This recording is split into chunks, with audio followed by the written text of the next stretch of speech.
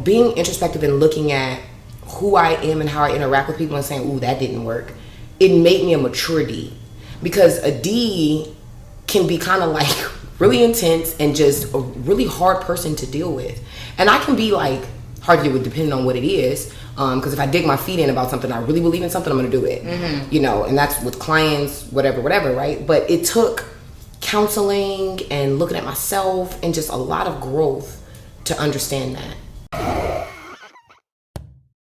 I'm extremely passionate about helping corporate professionals transition into entrepreneurship. So I had to share the number one thing that helped me develop as an entrepreneur, and that's the Morning Meetup. I joined the Morning Meetup specifically for the structure because I'm leaving corporate America, so I'm used to those morning huddles. We got our sales, we know what our goals are, and we get our day started. So I was missing that for 2 years before I even found the Morning Meetup. Now, the second thing that I really benefited from was the revenue generating activities was not necessarily a thing before 2021. Now, I had my LLC, I had my website, I had a few clients here and there, but the momentum really took off as soon as I got around like-minded individuals and people who really knew the struggles that I was already dealing with, that I could get over my fear of sales and communicating my value and putting myself out there on social media. The friends that I've developed, the mentors and the mentees that I've created relationships with, everything has really created this environment for us to thrive as entrepreneurs.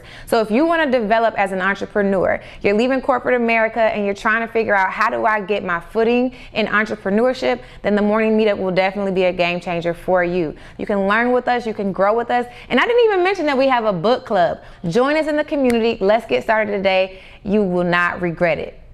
Welcome to another episode of the Work and Play Podcast. I'm your host, Ariel, and today I'm super excited about today's guest because everyone needs a person like this woman right here. So I don't care if you're a new entrepreneur or a seasoned entrepreneur, you're going to need her, and I'm going to show you why. So without further ado, would you like to introduce yourself? Sure. I am Kristena Cooksey. I am a consultant, chief operations officer. I basically come in and I fix your business. Call me Dr. Polisher. Ooh, come on with it. Now, Chief Operating Officer, COO, essentially you are the right-hand man for a lot of entrepreneurs out here. Mm-hmm. And when it comes to like what it is that you're doing, you're like the back end of the like admin, production, sound, like all of that. So what do people not know about a COO that they need to really know about, like the benefits? Let me clarify a bit. I am now moving in a space where I'm doing more social events, especially in the Atlanta area. I think that especially here, people greatly underestimate how important the back end is. And oftentimes people are so excited to like launch stuff and have these events, and they don't understand that the devil is in the details. Mm-hmm. And experientially, that is what can kill or make your event excel. And so what I'm actually in the process of doing is rebranding myself to focus more on that, because it's important to do something you love. Mm-hmm. And I love events and I love operations. And now I'm coming in a space where I'm like, you know what? That's what I want to do, and I enjoy doing it. So what I do is what you asked. Yes. So I will build the back end ground up. All, like I said, all the way from the details all the way up to the high level of it. So, you know, what color your event is, for example. Is it in alignment with your brand? What does the color say to your consumer? You know, what do you want them to feel? I'm all about vibe. When I meet and have my my initial meetings with my potential clients, that's the first question I ask them. What's the vibe? What do you want? Do you want people to walk in and be like, oh, this smells good, this feels good? Or do you want them to be more serious? Because I think that, you know, as human beings, like, we feel like that's what differentiates us from a lot of animals, and cognitively we're able to really influence that. And I don't think a lot of entrepreneurs realize that. Mm-hmm. And you can have, for example, the greatest speakers at your social events, but if your colors aren't in alignment, if the sound isn't good, if it's not rolling well, if they don't feel like they have enough communication, if it's not giving what it should give, it's never going to be something that'll bring them back. And the bigger thing is, with merging something like operations, I use data. What's your retention? Have you done this before? Okay. Are people coming back? Why are they coming back? What worked? What didn't work? What should we change? What should we improve? that type of thing. All those questions can like send a person like me off the edges, right? And me, I'm throwing them at you. And if you don't know, I'm like, great, data. You know, I'm currently getting my PhD. I don't know if you know this. So I'm huge on data. And I'm not, you know, we talked a little bit about this prior too, but with being a high D and understanding like, you know, that I am process over people, I use that data to inform how I deal with people. Yes.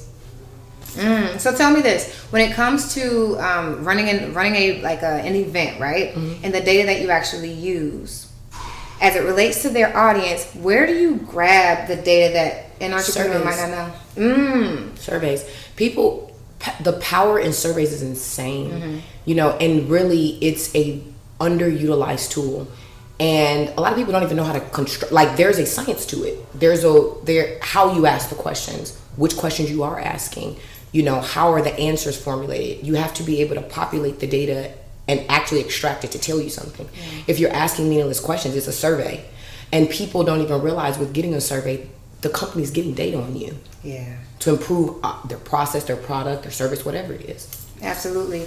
So you're behind a lot of in Atlanta, so many of the events that I've had an opportunity to go to. And what I would say is, what I know about your brand, elevation.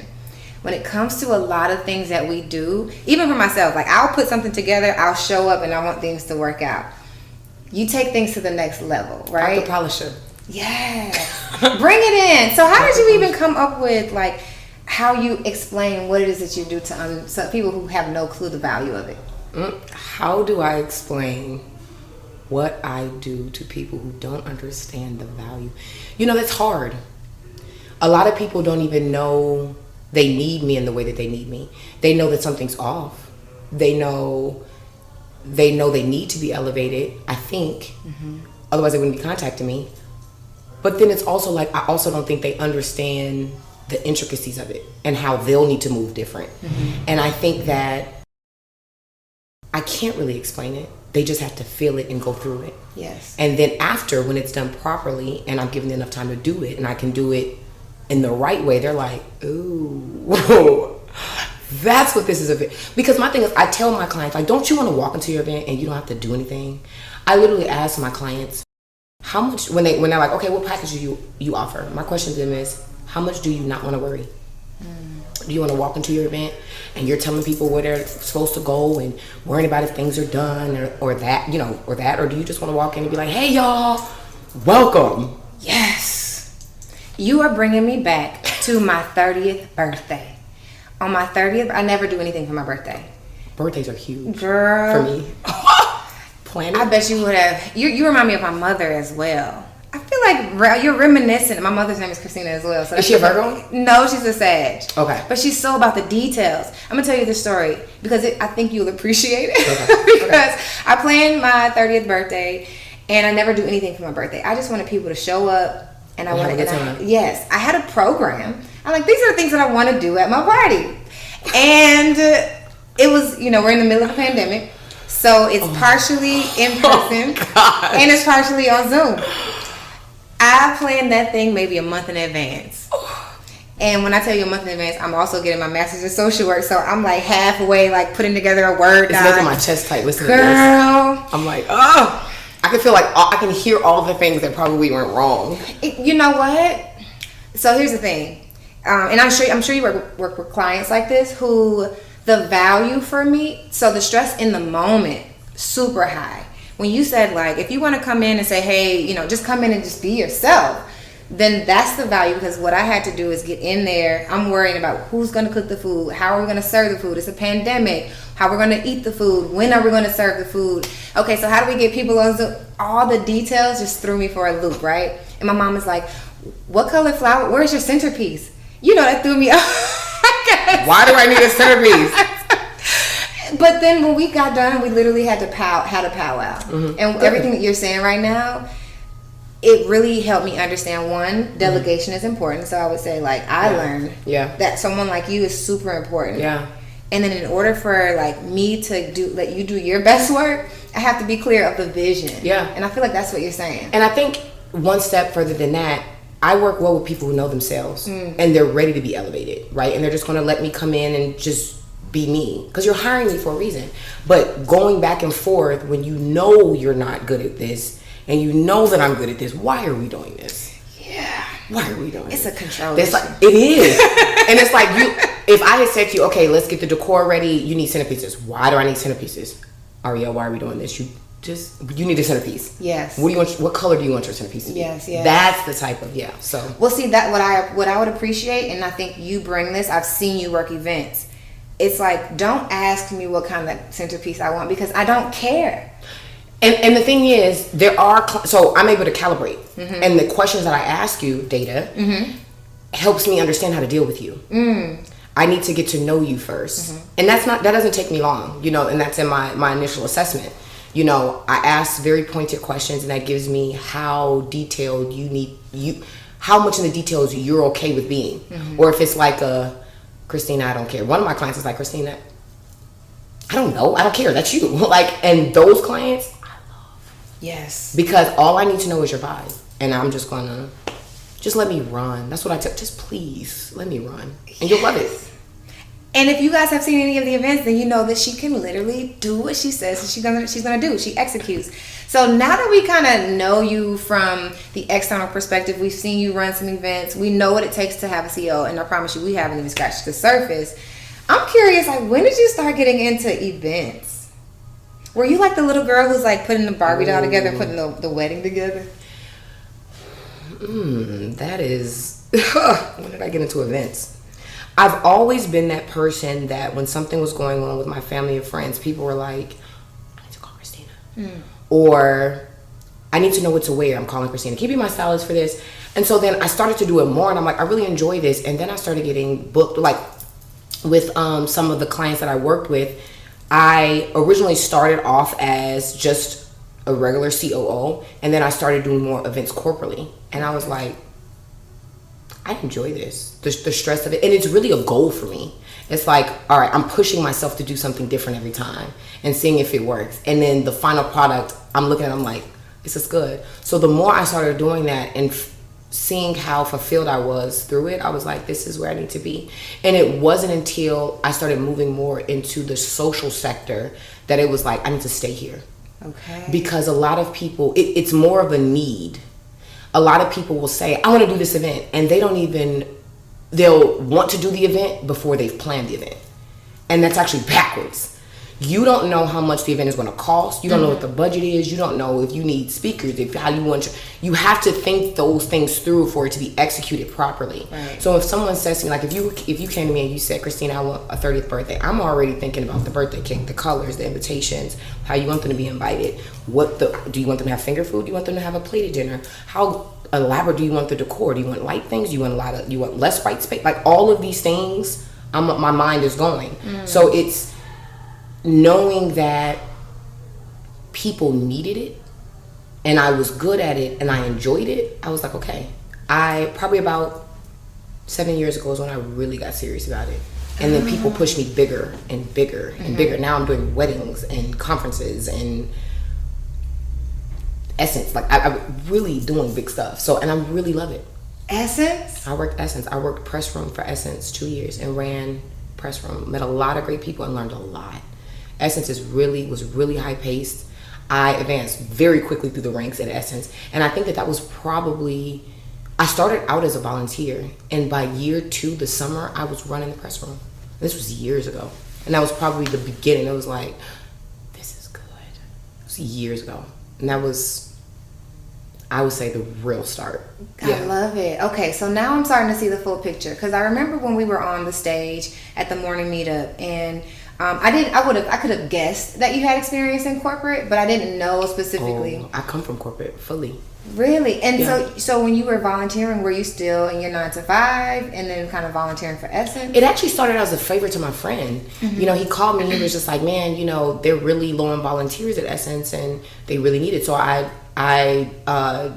volunteered that first year, and the lady that was running Essence, like fully Essence at the time, she was like, this girl's kind of, because I was picking up things that people wouldn't see. I'm like, so logistically, how are the performers going to get backstage without being seen? Who chose this thing? Like, and she's like, and by year 2, it was like, okay, we need Kristena. We're hiring Kristena. Where's Kristena? You know? And I was actually in school at the time. Okay. I was actually in school at the time. What were you studying? Animal science. So my background, I actually all my life loved animals. Still love animals. Studying gorillas in Africa. Love them. And I was in animal science at Tuskegee.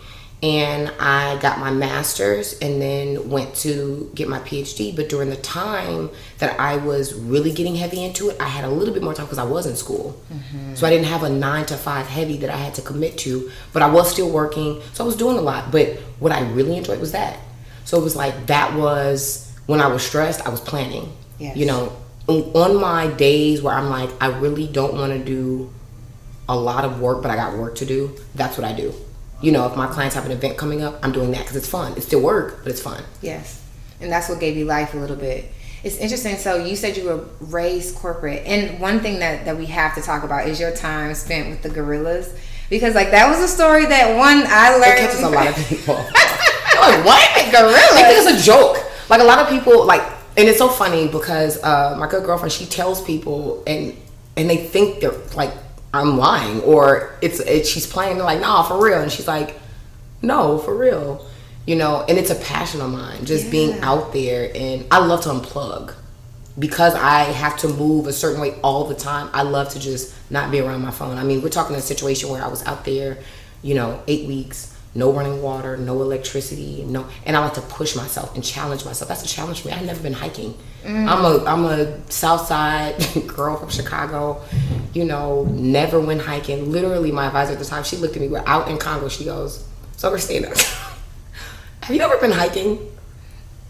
She's like, so you just come to Congo to be in the forest, to live in a tent for 8 weeks. Yeah. You've never done anything like this. Nope. And it was no problem for you? Like No, it was a problem. At the time I was in a relationship. The bigger issue was not, it was hard. It was one of the hardest things I've done because I had never been that disconnected before. I had never had to conquer myself mentally that way before. We're talking about every day I'm going out at 5 and 6 a.m. There are elephants that I'm worrying about. There's snakes that I can step on. There's a gorilla. There's a chimp. You know, there's a croc up the stream we were bathing in. You know, pushing myself. Yeah. So a lot of what I do is just my own personal, like, how can I take this to the next level for myself? Can I do this? Yeah. You have this crazy energy about you, and I'm really gonna try to get everything I can about you in this like one conversation because you're super like dynamic between event planning, right? COO, your gorilla experience, research, like, and I'll go ahead and say it because like you shared the whole thing in the morning meetup, so like the research aspect of you, and we're like, this is like 10 years of life. So take me back. Oh God! Kristina's in Chicago, because that's a whole other. When people hear about Chicago, you know we get all the bad rep about Chicago. But right? That's what makes me so dynamic, Chicago. That's why I want to go back. So tell us, you're growing up. Yep. What's life like growing up for you? So I'm number 2 of 4 girls. So even being in that space is you have to be dynamic. You know, you got the dynamics with your parents. You got your dynamic with this sister, the group of y'all, these two. All my life I've had to like compartmentalize or be dynamic.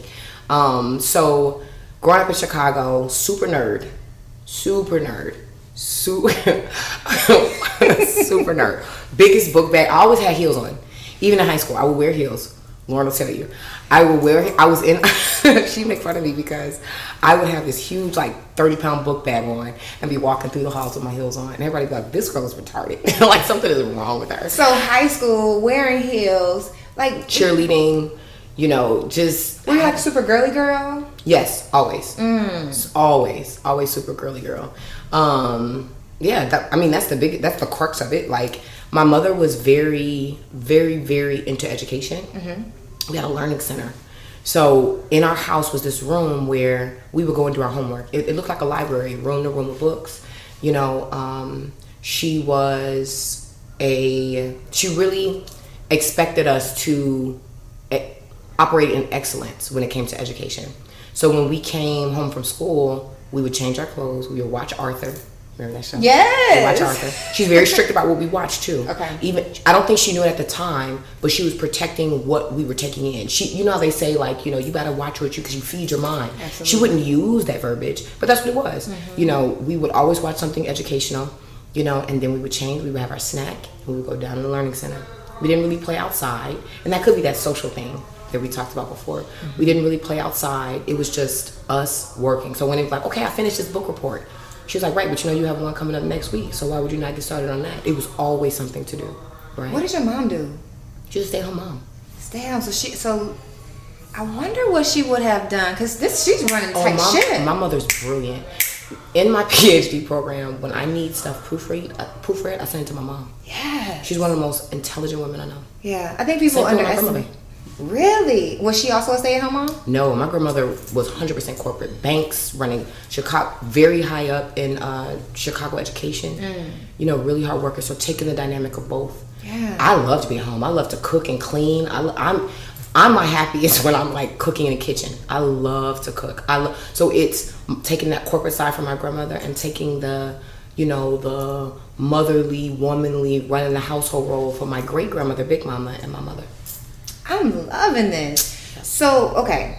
Ooh, I'm not gonna do so it. Much. Continue. Yes. Do it. Well, because I'm saying here, like, you run events like the Olivia Pope of events, right?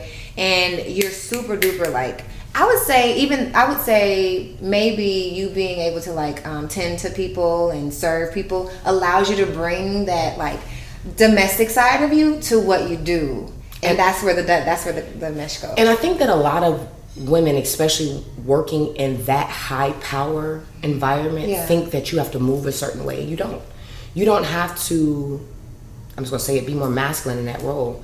You're actually more effective and more powerful bringing that domestic side, because you can make things move that you wouldn't otherwise, or it allows you to see it in a different way that other people wouldn't, because they don't add that aspect. And women, we devalue the domestic side of us 100%. to be able to, one, a lot of us don't have that upbringing, and so we don't see what that you way. see. You get what I'm saying? I feel that. That's lit. I feel that. Okay, so you're back in school. Yep. You're back at home. You guys aren't going outside to play. Nope.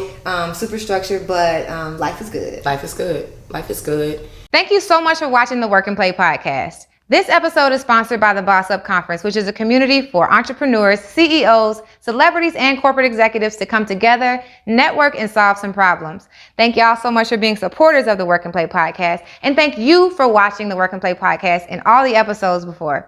Now let's get back to the episode. You know, we didn't grow up super wealthy or anything like that. We didn't really come from money or anything like that. My parents were young. My parents had my oldest sister at 18, so they were growing up with us. I mean, by 28, my mom had all four of us. Wow. Yeah, so it was a, I don't like the word struggle. I think that it made us go-getters. We were able to take, what is the saying? To take the lemons and make lemonade. Make lemonade, yeah. The way that if we did come from a different, like a certain type of background, we wouldn't be able to. And I'm able to problem solve and navigate in different ways because I was pushed young to do that. So it's in me to do. Yeah, I can imagine being resourceful with 4 kids in Chicago. Mom's a stay-at-home mom, but my mother is the most resourceful person I know. Love it. Man. So your dad's value, your dad must have been, or was that, so was it traditional that your mom was a stay-at-home mom, or was it because you guys could afford it? I think a little bit of both. But I think it was definitely, I think it was a little bit of both, but more so like probably affording it. Okay. What did your dad do? So my dad, at the time, majority of my life, he was actually in sales. My dad lost his father really young, like 2. So I give my father a lot of credit because he was in the streets young. My dad is a hood guy, a hood Chicago guy. And got in the streets young, into drugs, drinking, things like that, and turned his life around. And really showed me quintessentially what a man is, you know, and showing me what, even if you do make mistakes and you had made mistakes in your past, it's never too late to turn it around. Yeah. And he's been clean since like early 90s. And that's a struggle every day, you know, and I think that even when you're looking at that house life and you're looking at the dynamics of a house, a lot of times people give the credit to the mother, and my mother wouldn't have been able to move the way that she moved if she didn't have my father. It really sounds like, and it's like we keep going back to this motif of allowing other people to do what they do best. But in a marriage, you have to really be able to really allow that navigate person. that. Yeah. So it sounds like the first instance of you being able to see a good partnership is between your mom and dad. I think, yes, in terms of like getting it done, I would have loved to see more emotion there. But I think that when you are trying to give 4 babies through life in South Side of Chicago, everything's done by necessity, you know. And I think that now that they have an empty nest, and the good thing, it kind of helped them, because the good thing with having kids young, we're out the house and they're still young. You know, my dad is just turning 55. Ooh, yes. And I know then it sucks because it's like, God, I got 4 kids, I'm young. But like, no, they're living them. And I mean, they haven't had a baby in the house since, I mean, my youngest sister's 25. So what is that, 7 years? Yeah. You know, so, and they're living, like traveling, and they're able to like really still live life together. But I really would have loved to see more of that love in the house during that time. But it's not a judgment. They killed the game considering, but it was a thing like, even now as an adult woman, I know that I have a son, so I want my son and my future kids to see me love on my husband. And I want them to see me serve my husband and be submissive to my husband, because there are certain things that a household needs. And in order for a family to be run a certain type of way, the home to be ran a certain type of way, there are certain roles people have to play. Absolutely. And I think this day and age, we've gotten too far away from those roles. Absolutely. And that's why we're seeing society is the way it is. You brought this up. I want to go back to your childhood. We will go back to your childhood. But when you said earlier in the conversation, you said the only thing that stands us apart from like animals is like cognitive ability. Yeah, our cognitive ability. And since we're on this topic, one of the things that I think makes us stand out in like a relationship standpoint from like just primates is like the ability to challenge ourselves to get married and to be in a partnership. Because but that's actually not true. They have partnership. No, they have partnerships too. Oh, tell me more. Oh my God, let's talk about gorillas, for example. Yeah. So the male gorilla, the silverback. Let's back up. The female gorilla is never really found in the forest alone. Never. And if you do see her, you understand that it's over for her, because the reason why they bond to the silverback is for protection. Only. The biggest predator aside from man for a gorilla is like great cats, like a leopard or something that'll kill them. Okay. It's harder for a cat to kill a silverback than it is a female. Okay. And the female understands that if she's with him, he'll protect her. Yes. He also understands there is the positivity of that relationship as well, which would be, I keep her around because I need to procreate. It's natural for them to understand, I need to get my kids in the world and keep this gene pool going. Yeah. And it's not something they're obviously sitting there saying, like, I need to keep these gene pools going. But in nature, it's happening, right? So they do understand the sanctity and importance of a relationship, and they navigate it accordingly. So she's like, I don't care if there's more women, and not saying that I would ever live that life, but I don't care if there's multiple women, females, but I understand that I'm going to get protected, I'm going to be able to have babies, and I won't be out here alone, because she knows being alone, she'll die. And I think that obviously that's at a granular level, you know, like it's a little more primitive than us, but just in that, same thing with lions. You know, and there are monogamous species of animals. That's where I want to go, because you're right. Well, I think the way you break down the necessity of a relationship, and that the male and the female understands the relationship between like survival. Yeah, the need of survival to have both the male and female. Monogamy.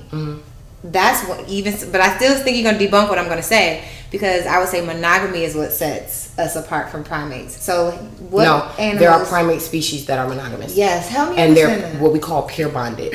So, but there's also strategies there. Okay, so there's only like 2 species that are loners. Most primate species are what we call gregarious creatures, which are social. They're social creatures. And so they live in groups, for protection of predators, to be able to find food easier, and care for infants. Even in monogamous species, sometimes you'll read in the literature where one of the strategies to make sure that her young lives is that she may here or there copulate or mate with another male in the group, because it'll stop that male from killing her infant. So what'll happen is... You said copulate? Copulate, which means to have sex. Yes. I thought that's what you meant, but I wanted to make sure. Okay. I caught that.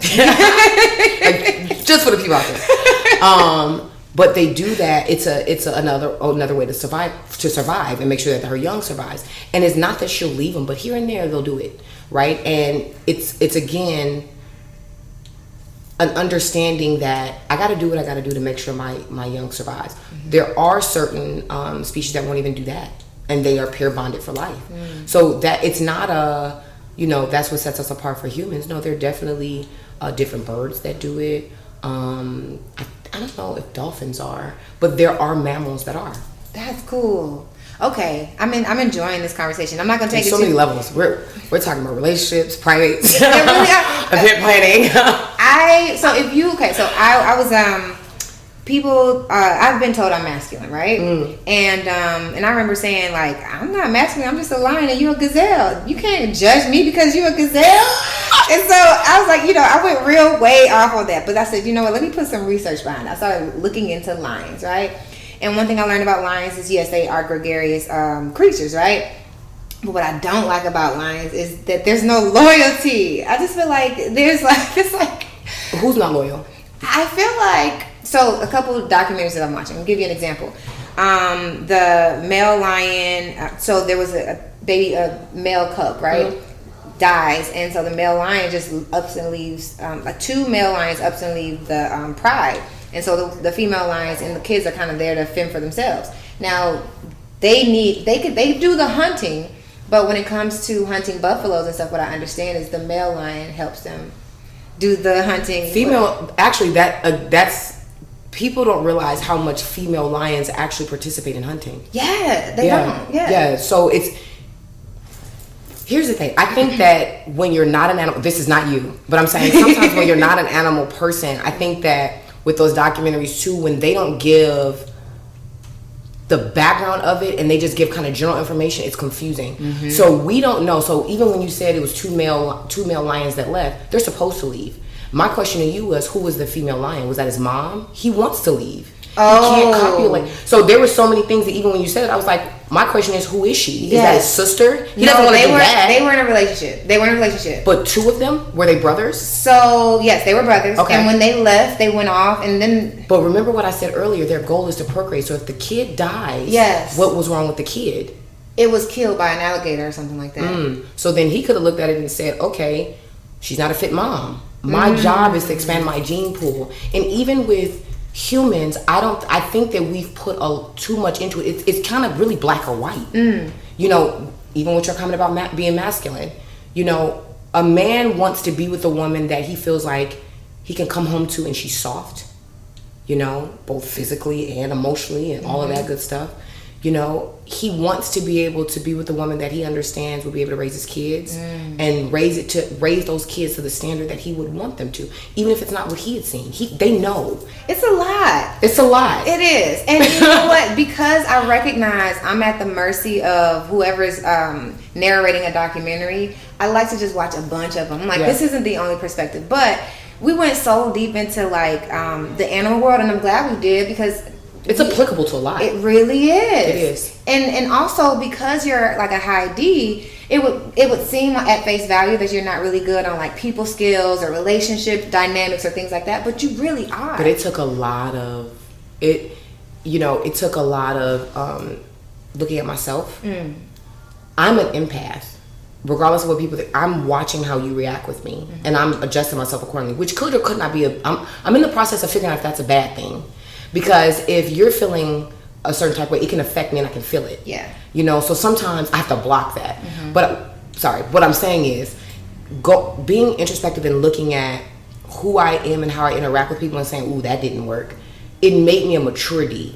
Because a D can be kind of like really intense and just a really hard person to deal with.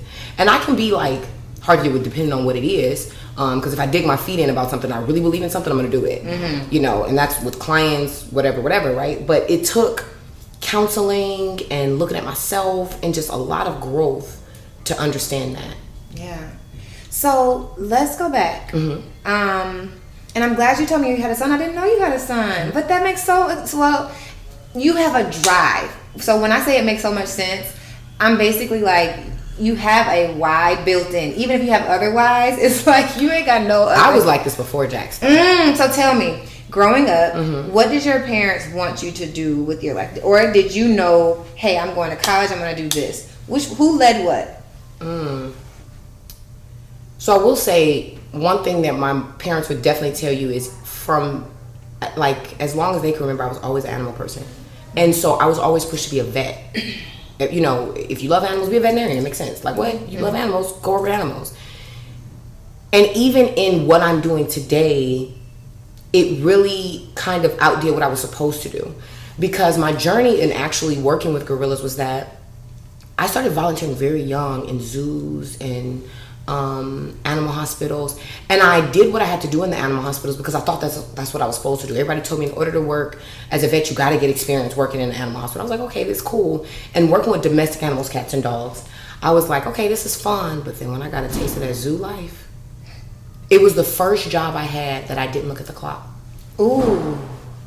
And I knew I was like, and it was at National Zoo in DC. Okay. We were having a tiger actually sent from Atlanta to DC. And I had gotten to work at 6 a.m. because I was doing all the back end paperwork to get it, because it was transported, you wouldn't even believe this, in an unmarked white box truck. It drove up. So we're tracking it, the sheriffs it's all this logistical stuff. And I'm like, this is fun. Like this, yes. You know, it's an all day planning thing. We're making sure that it has meat. We're making sure we're planning their stops. We're doing all of these things. And then it was like 2 a.m. And I remember going, my boss at the time goes, Kristena, go home. And I was like, no, he's not here yet. And he's like, go home. He's like, it's like 2. And I was like, no, he's almost here. And I was like, it's 2? And he was like, yes, it's 2, go home. And I was like, no. And I was back up to work the next day because there's a process there. They have to quarantine, they got to check. And so it was there that really catapulted everything animal-wise because the primary house at the time, they wanted to volunteer to work on a study. And I was still in the process of applying to vet school. I was going through interviews. I mean, really was in the vet track. I had gotten accepted to schools. When I started working in that primary house, I withdrew my applications. And I took a year, applied, because the process for vet school is different than grad school. Okay. So I then withdrew. I took a year. I got ready for the exams that I needed to take, and I applied to grad school because it made me happy. And that's how I started working on primates. Wow. So there's a pivot there. There's pivots everywhere. Everywhere. But that's a huge one, right? You're on this huge, like, vet track. You said the process is different. It was what I was supposed to do since, like, 4. And so there was this internal battle of, God, am I failing? I'm not doing am I copping out? Do I think vet school's gonna be too hard? Is that what that is? Do you not wanna, like, what is this? But then I was running a hospital down in Atlanta, and I was bored.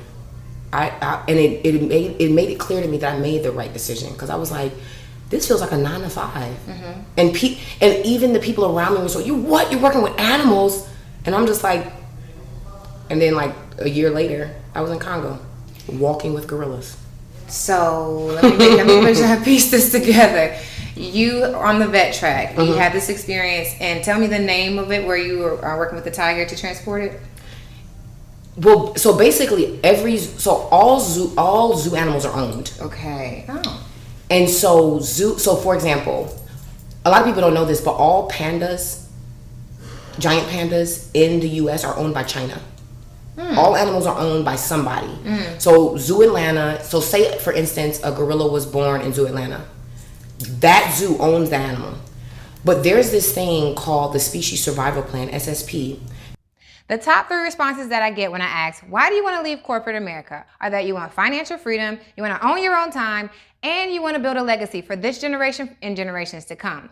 Now, this is not a solo job. In order to transition from your 9-to-5 into entrepreneurship, it's going to take community and it's going to take resources. And I've created the community of pioneers who are going to wrap around you and help you make that transition successfully. So if you're interested in leaving your job, go ahead and click that information below. Let's get into the community and let's transition from your 9-to-5 into entrepreneurship successfully. Now let's get back to the episode. Let me back up.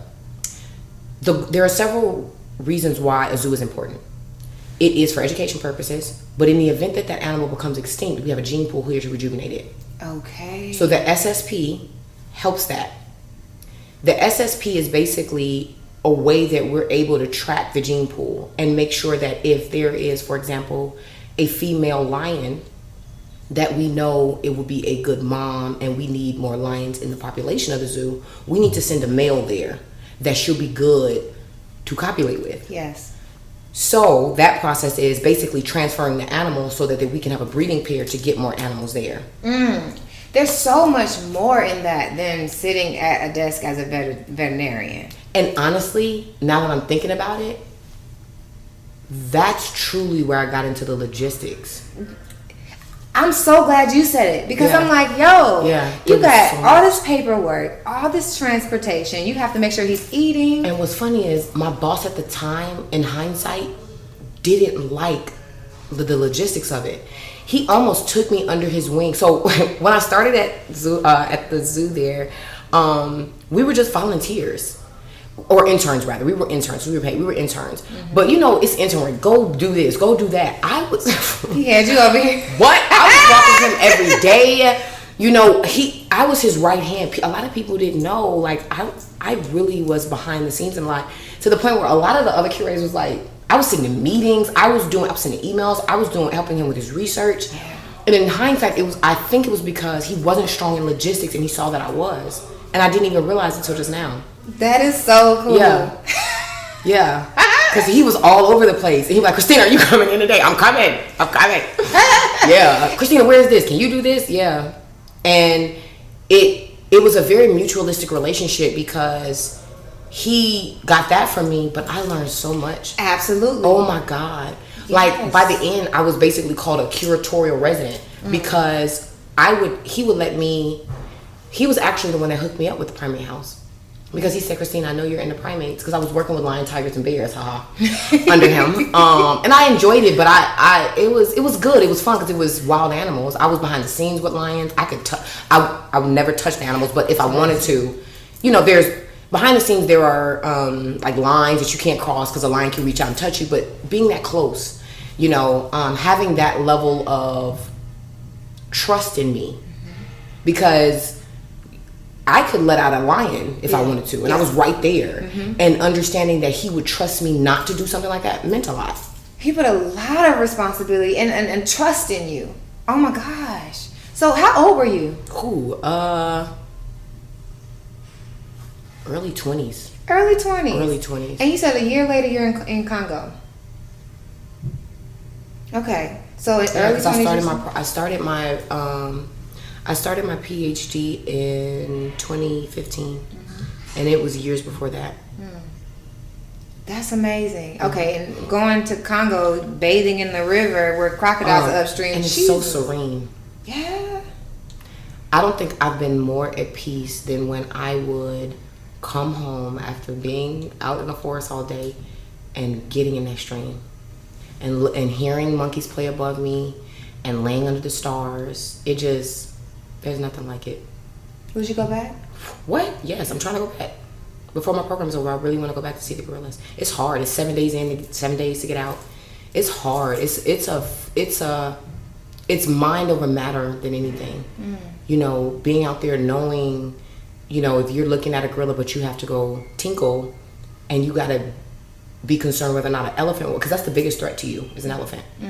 You know? Why is that? They're going to... Yeah. Elephants in the wild, okay, everything in the wild, their natural thing is to protect themselves. Elephants are poached heavily.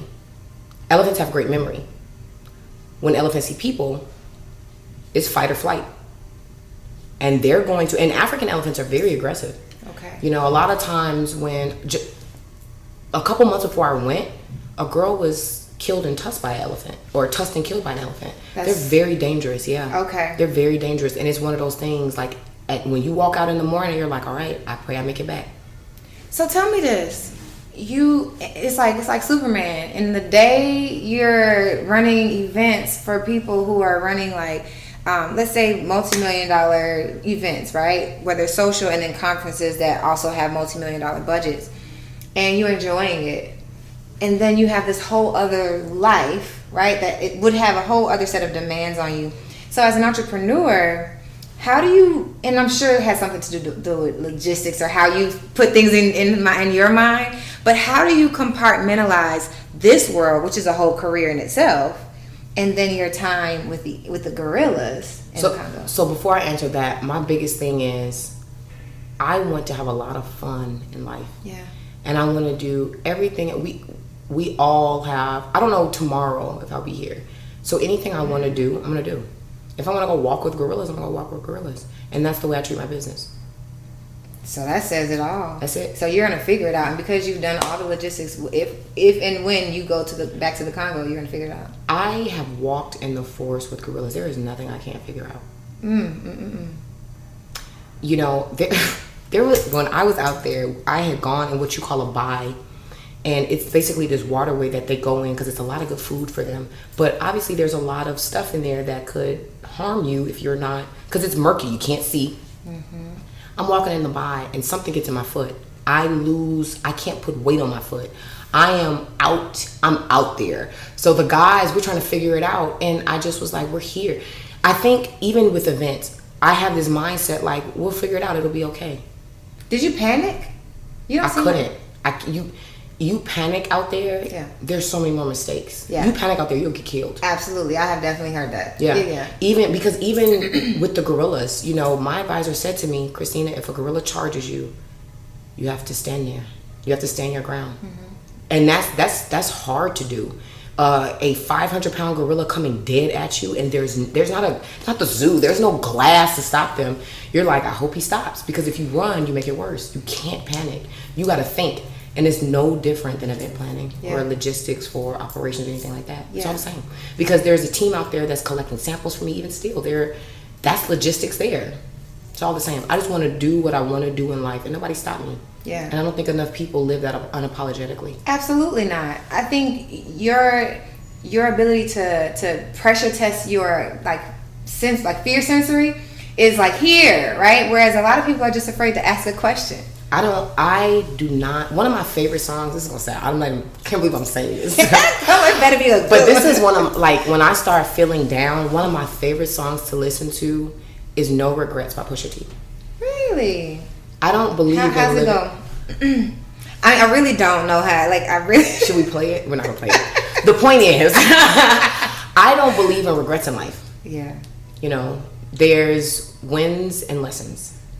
And I just want to do what I want to do. Don't stand in my way. And that's just it.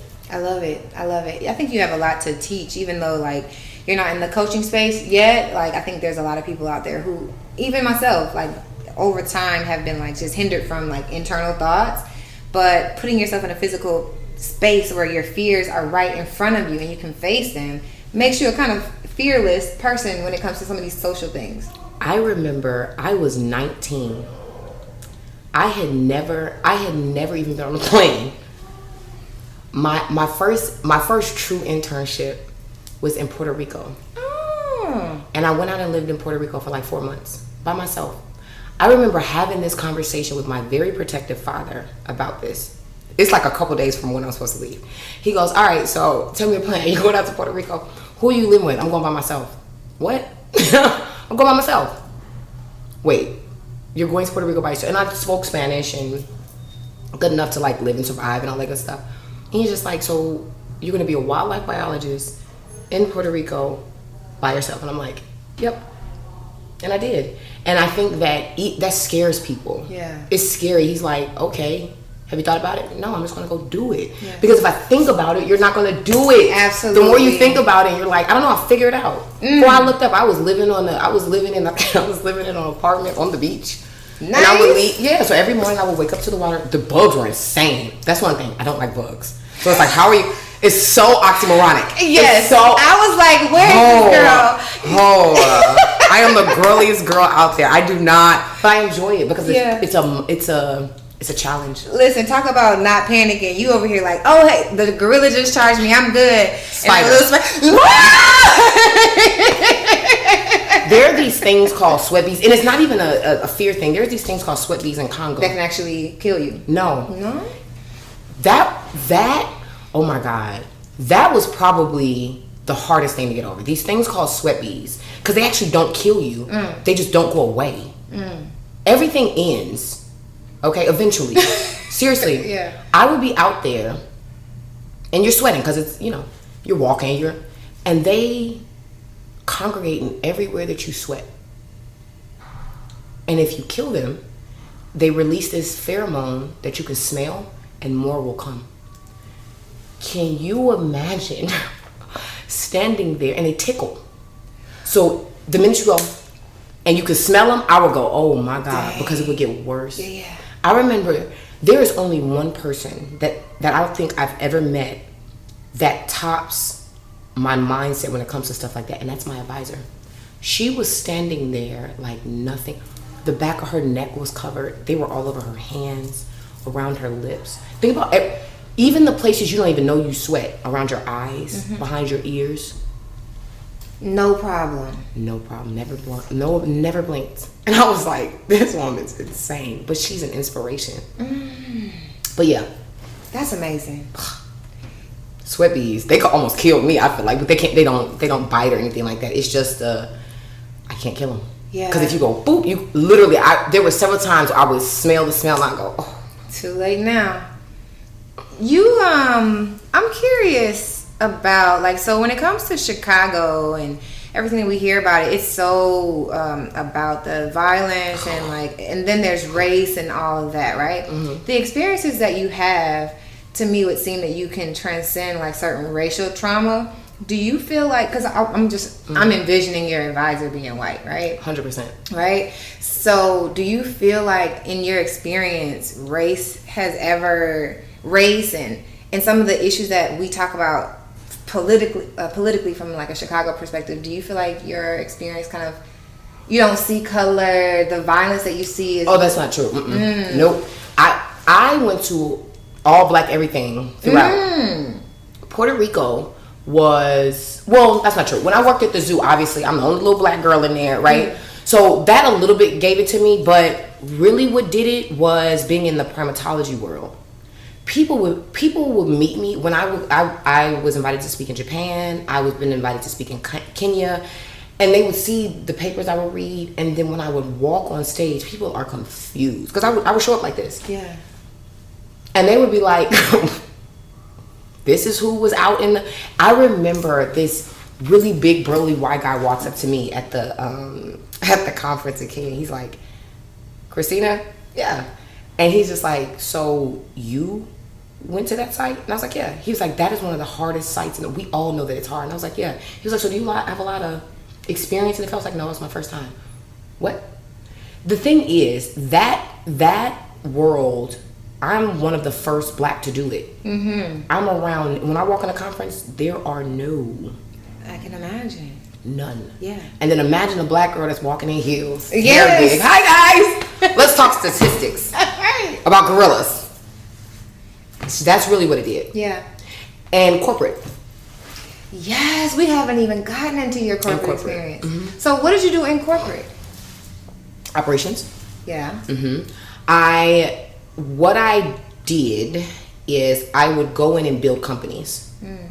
So one of my latest projects, and probably my last full corporate one, and not because I don't enjoy it, it's just the rigidity of it. You're not going to make me come in the office. I don't care how much you're paying me. But that's what they require, and that's okay. It's just not for me. My last job or client, I took their company from 5 people to 65 people, and at the time, they weren't valued. They were valued at a couple million, and we grew it to 165 million. And now they're about to go public. And I'm behind the operations on all that. Getting the teams built, getting all the series through, getting all of that. Okay. How do you connect? How do you connect? Always having a love for animals, having the experience, and I always forget the name of the primatology, and then the way that I see it, and you'll have to correct me if I'm wrong, it's like you just go into an organization where like they are counting on you to grow their business from 5 to 65, and obviously you did it. But where did the logistic experience come from where they counted on you to do that and then you like did it? Like, how did I learn to do it? Yeah, how did you learn? What was your first experience well, the first experience was actually you navigating the tiger. So actually, when I was working at the zoo, it was actually a government job. I actually started in government. Okay. And what people don't realize is government is far more strict on certain things than corporate, because there's only certain rules, like there's certain things that they can do, because by like law they have to, you know. And so I spent my formative years in government, and that gave me the foundation for corporate, and corporate gave me the foundation for the logistics for. So it actually is not like, because I think I see in your face where you're like this. Yeah. It's actually more of a line. It's just not as a clear path, like, oh yeah, I spent 20 years in corporate. Right. Exactly. But that's where the dynamics come from. That's why people bring me in, because they're like, you're thinking about things I never even thought of. It's like, yeah, because my experiences they're my wide experiences. Exactly. Has taught me to anticipate things that you would never even, it would have taken you 10 steps to think. Yeah. So when I'm looking at you doing an event, I might think that you, like from the facial expression that you're like this close from a meltdown, but I feel like this is probably a piece of cake compared to all of the situations. And I just always look stressed. Like for example, when you saw me at the morning meetup, I wasn't. I'm manning everything and running it, but I'm not like, oh God. Like I've done events where I'm stressed, and I feel like when someone stresses me, I don't like to work with them. If you put me in a place where I'm stressed, that's bad. I don't stress easy. Yeah. You know, not truly stressed. I might stress more like for my own goals for myself. Yeah. Like I want to have this done. That, but never like, oh God, this is gonna go left. There have been very few situations that I've been put in like that, and when I'm put in situations like that, I don't work with that client again. Because I'm not operating at my best like that. When you push me to the point that I'm worrying, it's bad. Yeah. And there's something that you gravely dropped the ball on. And the bigger thing is, let me not say that. I will work with a client who maybe has, but if they learn from that experience and they don't put me in that one again, or they take accountability, I'm able to do it. But if there's no accountability, that's going to happen again. Hey y'all, let me tell you about my friends at Run the World Clothing. Run the World is a community empowerment brand that chooses to educate on Black history, Black culture, and Black radical thought through apparel and experiences. Run the World is a vessel to celebrate the Black experience for our Black people and our allies. And I have on one of their latest pieces from this season's collection. So if you haven't seen Run the World Vic's episode on the Work and Play podcast, go check it out, or go to their website to check out some of their apparel. Now let's get back to the episode. And talk about accountability. You have extreme personal awareness, right? I have to. Yeah, a lot of people don't. Like not extreme. There's places that I can improve. There's blind spots. We all have blind spots, right? For sure. So I'm thinking about your level of awareness, right? We all have blind spots as people. I'm a single woman, and I spend all day getting to know myself. I know how many toes I'm just in it, right? But then I think back to you being a mom. One, like when did you become a mom? Were you a young mom or no? He's 4, almost 4. Okay, so you accomplished half of this stuff, and then you went and have a baby. Where did it? Like I'm trying to figure out. I'm in the Congo. Let me go have a baby real quick. So the person I was with when I was in so my son's father I was with for about 4 years. Okay. He was actually the person that I was with in the Congo. Yes. That was so hard for you. Yeah. And God, I can't believe I'm saying this, but at the time, you know, it wasn't going to work. And going back full circle, going back to the relationship with my parents, I believed that love had to be hard. And I thought that long-term suffering meant it was love. You know? And it's like, this is what it's supposed to be. Like, you know, but it doesn't. And it really doesn't. And when I started understanding that, I started getting out of that situation. I'm curious about the journey. Because I think once we know we have to choose ourselves, that's the first part of it. And it's especially when a kid's involved, you feel it's selfish. Right. So that's my question. It's like, what's the process that it took for you to choose yourself? I'm still going through that process. You know, it's going to always be that internal, which is why you're not supposed to have kids out of wedlock. Yeah. It's that internal struggle of like, oh, this is my family. You know, and I had to stay in counseling about that. My counselor always says to me, but what is the definition of family? Family isn't like always mommy and daddy. If it's not love there or not care or a true like genuine connection, you know, that's really what I had to realign my definition of family and realign my definition of love. Since you're such a go-getter, is that what allows you to be very ambitious, like before you even had your son? Because like, or were you boy driven and you know, ambitious at the same time?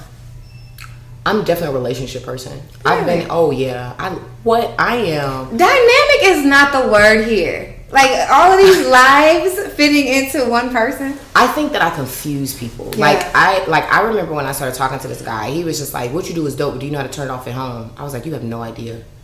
I don't want to make a decision at home, baby. Whatever you want to do. That's literally what I'm like.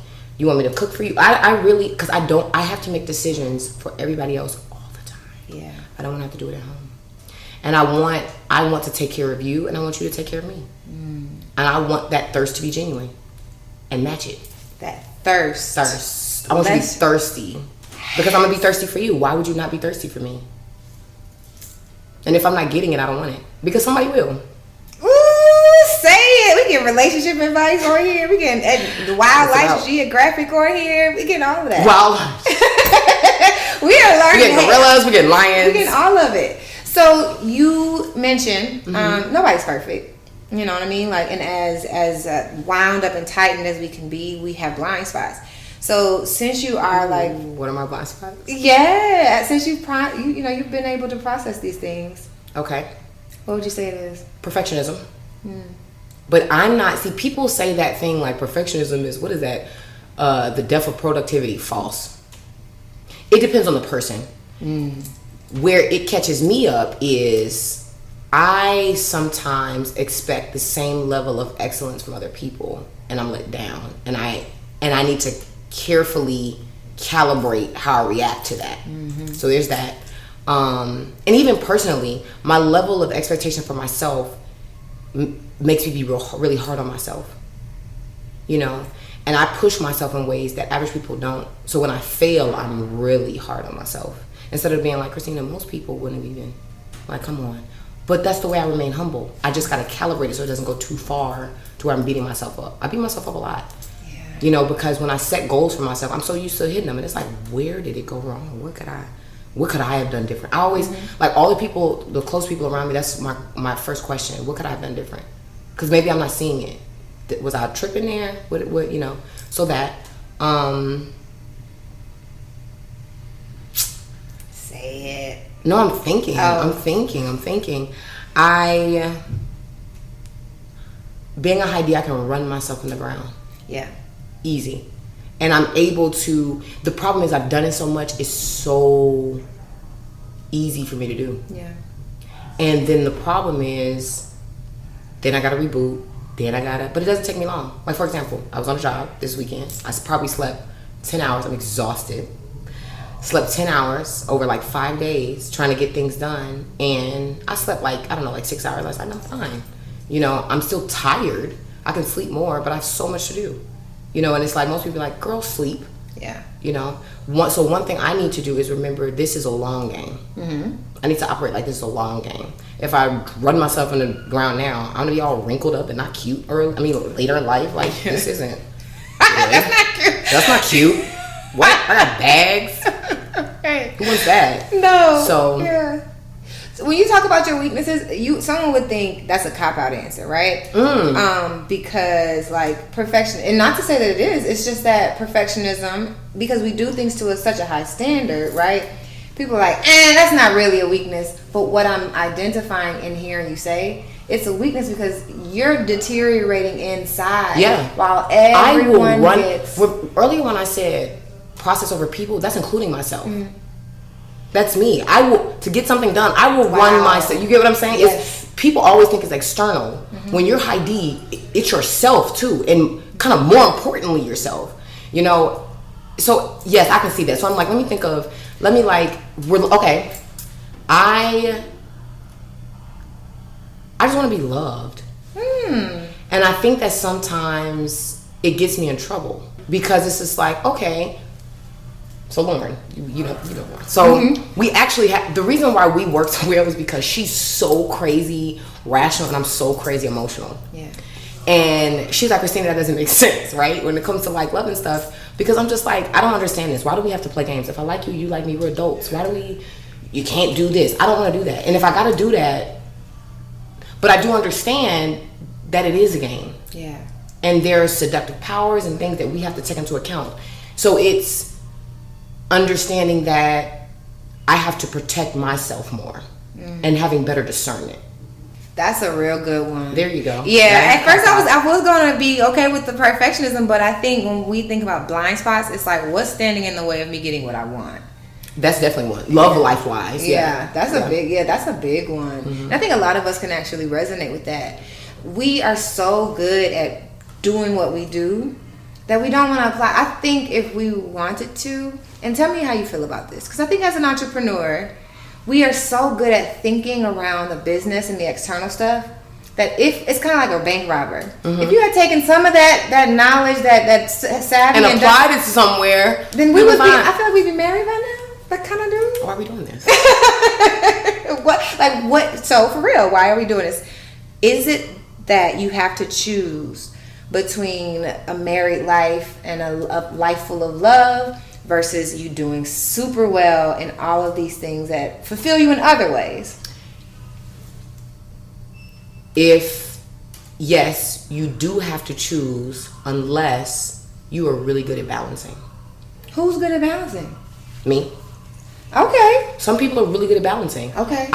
The balance is I will run a full-on multi-million-dollar production and I will go home and cook for you and lay up with you and rub your back and rub your feet and do all of that. It's balance.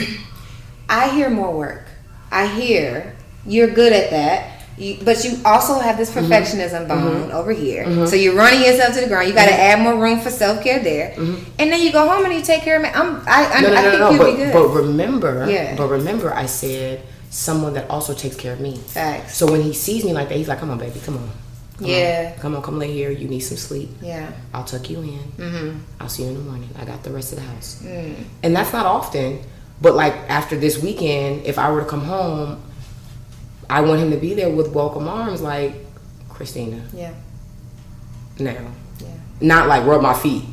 Not like that, but like, because I don't get like that often. If I have a big project I'm doing, that's every once in a while. But also, that particular situation was extreme. Yeah. But yeah, like, that's what I said, that mutual thirst. It's important for you to take care of me the way I take care of you. Yeah. And maybe not even the way that I take care of you, but the way I need. Exactly. It can be different. Because all of my good girlfriends that know me, they know that. Like, Lauren, the other day I go, okay, I don't think I'm going to be able to sleep tonight. I have so much to do. She says, Kristena, you cannot not sleep tonight. If you don't sleep tonight, you're done. I'm like, I'm not done. I wouldn't have been done. I just wouldn't have been able to pull off what I could have pulled off. Yeah. You know, and it's having people around me. It's like, Kristena, please. Okay, slow down. Yeah. Slow down. You got this. Slow down. Same thing. Are you big on manifestation? No, but I would really want. It's funny that you brought that up. Like, during that interview because with the events that I'm at, I am paying attention to what's going on. So during that interview at the Morning Meetup, I thought about that. I was like, I don't really manifest the way that I should. I manifested animals, but I have more recently started to manifest love more and being more intentional about when I don't see what I need, not trying to fix it and be like, well, could you just being like, well, nope, I'm going to manifest a man that will. Yeah. Got you. So manifestation when it comes to relationships. And then as you think about your career, how it's evolved in the social space and the event space, did you see yourself working with entrepreneurs in Atlanta doing things like this? Here's what's insane. I remember before COVID even truly hit, I remember standing in my kitchen juicing. I love juicing. Standing in my kitchen juicing, and something came over me and I started praying, and I was just like, I am supposed to be doing more, and I don't know what it is. I can feel that you want me to do more. Put me there. Yeah, just put me there. And then, I was already, like I said, doing corporate stuff and like, really working, but then it's like, oh, we're here.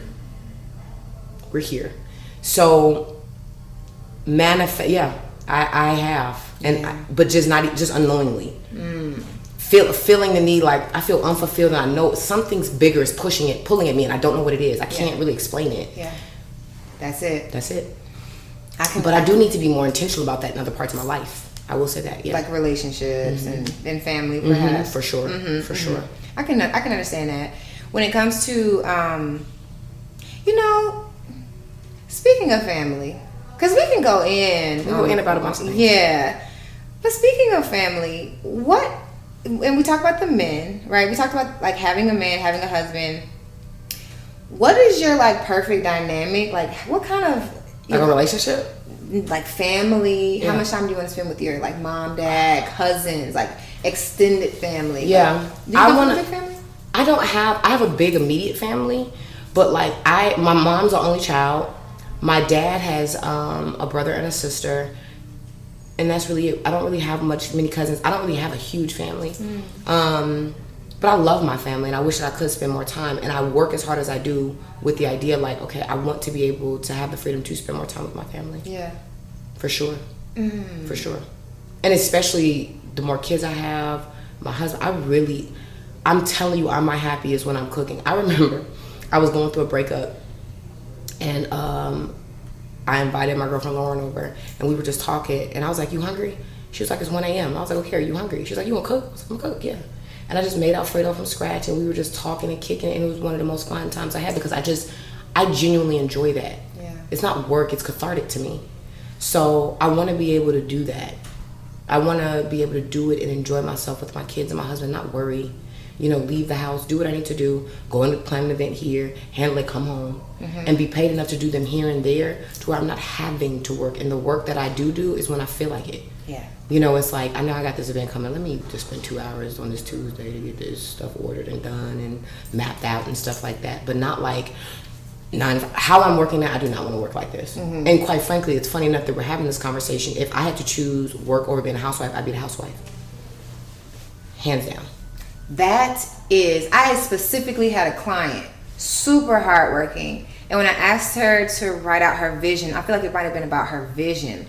She wrote about being a housewife, and when we talked about it, she was like, no. I mean, and it was such a conflict for her to say that.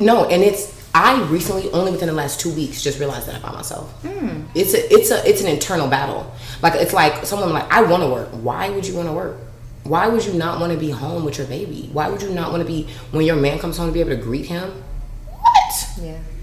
What? Yeah, I would want to be a housewife. People would never believe that. They're like, what, Kristena? That's why when that guy asked me, could you turn it off? I'm like, do you know? And even better than that, not only could I turn it off to you, I would run your house, like, because I'm thinking about everything. Exactly. Like, how I do everything. It's an asset. You literally could build your family life. Like, you could take your life as it is right now and build it to Beyonce and Jay-Z just simply based on knowing logistics, knowing family values. That's it. And being a good partner. That's it. Listen, just so that you know, I mean, if you are interested, I feel like you need to take some notes and then figure out how to reach out to her. Okay, so I don't want to forget my thought because I get so excited about. So yes, the housewife. It's all over the place. No, it is because it was you enjoying yourself.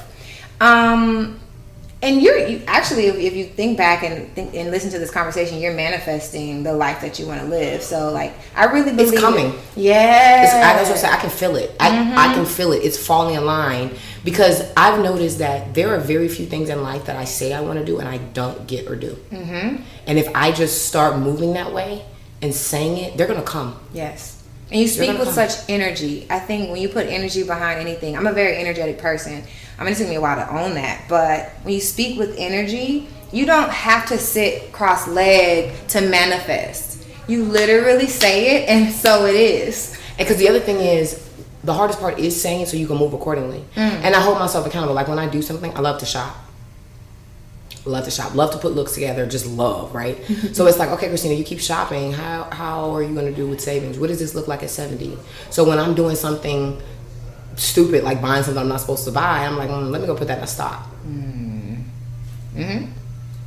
Thinking about the long-term goal. You said that you want to be traveling. You said you wanted a house on every continent and a big one. And you said that you want to be able to travel with your husband on your PJ. How you moving? Like, would a man with money want to deal with you? How you, like, these are the types of things, like when you say it, it's like you start moving differently because it's like, Gotta hold yourself accountable. You gotta hold yourself accountable. And to the relationship thing, when a man's not ready, that level of accountability and discipline that you have can intimidate people, including someone who you could potentially be dating. So it's like finding the happy median of you being who you are, you manifesting, you walking in that, but then also not like imposing that on someone else if they're not ready, and just leaving them as where they are, and that's okay. Not trying to change them. Yeah, that's the thing. That's a whole growth area. Yeah. Speaking of, like, this is so like wrapped up in self-awareness, right? And if we shift a little bit, we're entrepreneurs. Like, you've gone from government to corporate to now entrepreneur. And I think it takes this level of self-awareness for us to get good in our business. And for us who don't have a Kristena just yet, I think there are parts of us that we need to identify in order to be ready to work with someone like you. You agree? 1000%. What is that thing, right?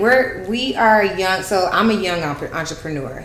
There are entrepreneurs that you work with that have been in the game for 20, 30 years. 1000%. What are those things, those seeds that we need to be planting in ourselves to be able to truly get a COO and have a symbiotic relationship? Make sure I said that right. You have to know your weaknesses. Yeah. You may not, or even know, like I said before, before we kind of started, I said the biggest thing is you may not be able to identify like it's this, but knowing that something's not right and you being ready to take that away and go to the next level, and being able to let go. I think that as new entrepreneurs, so many people are like, I gotta have my hands in everything. I gotta do this. No, I gotta do it myself. And like, that's the biggest thing to inhibit your growth. 1000%. Because if you hire me and you don't let me do my job, you're wasting money. You're wasting an asset. You're wasting a resource. Because also, I'm not gonna work with you ever again. You get kind of a one strike thing with me.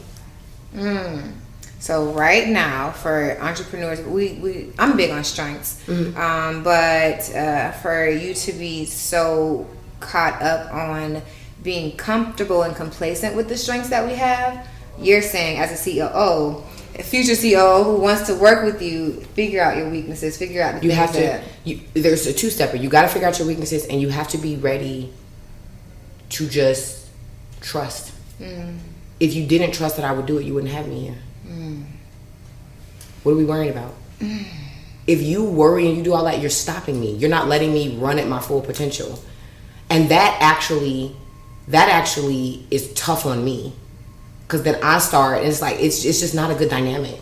The Book Yourself Solid book is really critical for entrepreneurs because it really teaches you about choosing who you work with. It's not about quantity, it's about the quality. When you enjoy working with people, you do better work. It just is what it is. You can't work with someone that you can't really be yourself with. That's the same thing with relationships. And I think that too often we kind of this is a bit oxymoronic, but we don't use some of those same rules there. If the person can't be themselves, it's not going to work across the board. Right. As an entrepreneur, it's the same thing. Hey guys, it's Ariel from the Work and Play podcast. If you're getting any value from this channel, and I mean anything from the tutorials to the podcast to the random videos that you see on this channel, then I just ask that you do one thing. Please subscribe. Subscribe and share this to anyone that you think this resonates with, and drop a comment below so I know what other things that you want to see next. Now let's get back to the episode. You are really helping us out with a lot of things today. And for you, I am curious because I can have you all. I can You're a have curious you person. I am. You ask questions. You ask the greatest questions. You really do. Every time you ask a question, I'm like, oh God, Aria. On that stage on the Morning Meetup, I was like, oh my God, please. Like my mind is 50 places, and I like to think critically. You know, do the stuff that you ask, but it's go. Well, this is my last one because this doesn't have to be your last one. That's okay. Well, okay, cool. We can do a 2-parter. Yeah, thank you. Listen, okay, so I got a promise. Okay, so when it comes to your relationship with trust, it's my faith with trust has actually gotten stronger since I've been an entrepreneur because I think Yeah. What has been your relationship with trust, and do you feel like you've always kind of been a person led by faith? Or did you have an intentional conversation with yourself to say, hey, get your hands off the wheel, let me trust the process? A little bit of both. A little bit of both. And the bigger thing is not trusting other people. I trust other people, fine. It's trusting myself. Ooh, that's even deep. That's been my bigger issue, is trusting myself. When literally there have been very few times, like there have been many times when something went wrong and I was like, you told yourself this. You knew this was coming. Why did you do that? It's trusting yourself. Because honestly, when you bring in an expert and you don't let them do their job, it's because you, somewhere in there, it may not even be the other person. It's something that you've done or something that you don't trust yourself. Yeah. Yeah, that the being able, and I don't know if men experience this, but I do know this is a nuance with women trusting our intuition. And because it's there. Yeah. And it's loud. It's the weirdest thing. And it gets stronger as a mother. Ooh. It gets strong. Because now you have this little person that you have to really rear. You're raising the next generation. There are things that I'm just like, I don't even play about with my child. And I need to have that same protection of myself. Yes. We really have to raise ourselves. We really have to raise ourselves. And the thing is, I think that as adults, we think that age dictates maturity. And even entrepreneurially, we can apply the same principle. You know, I've worked with entrepreneurs, like you said, 20, 30 years in the game, and they think they know it all. And sometimes they're the worst people to work with. And it's like, but you're calling me, and you're 20 and 30 years in. Even 10, 5. So you don't know. And that's okay. But you have to trust yourself to make this decision. Yes. You have to trust yourself to make this investment. And it only works if you just let me be. I have really enjoyed this. And then the only reason that I'm not going to ask you more questions is because, one, we both have things to do, but I know you are going to need your time to relax and recharge after this weekend. So when we think about like reaching back, right? This is more of a word of wisdom conversation. We need to learn from you. We want to be more like you, Kristena. Yes. Okay. In any ways that we can. I'm a high eye, so I'll never quite be. Matter of fact, I want to let some of this go. But when you think about your journey and the things that have tripped you up, and it could be, you know, that trusting yourself, what would you say to the next entrepreneur who hasn't even jumped out to do something on their own, or hasn't taken the heed of like, hey, I know I'm destined for more, and they haven't asked themselves that question, they haven't done anything with it? What would be your word of advice for a person who just still trying to get right in their spirit? You know, I think that there's a happy median. Like people, I find that in entrepreneurship, there are 2 ways that people kind of move. It's either do it and do it now, and it is what it is, and how it comes out is how it comes out, right? You can always do better. Or it's, you know, they're stuck with perfectionism, and I can't move, and I'm thinking. Really focus on that median. Really more towards doing it well, though.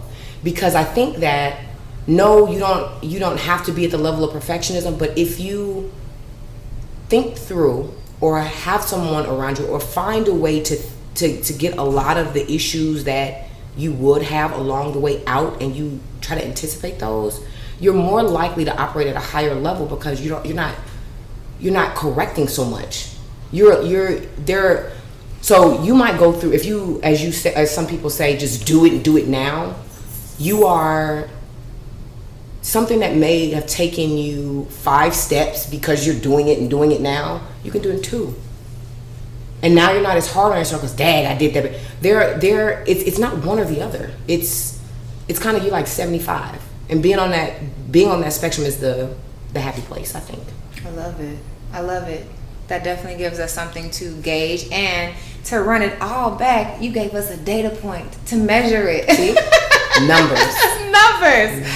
I have enjoyed you so much. Thank you for having me. Yes, thank you. I feel like I'm going to be a better person after I walk away. I'm going to have to replay this. We're going to have some time together. Yes. Like, I cannot wait for us to kick up our feet and just like that. look back in this time. So thank you 100% for joining me. Thank you. Thank you guys for having me. Thank you for watching. Thank you for listening. Until next time. Before we get out of here, listen. If someone wants to work with you, I know they've heard your story. They want to still stay connected. They want to work with you. How can they get in contact with you? So you can email info@gorillaoperations.com. One of my clients has forced me to get an Instagram, so I'm also on Instagram now. I'm so over that. I get to post some of the pictures I have with you because I was like, oh, I didn't. No pictures. I be at events and people are like, "What's your Instagram?"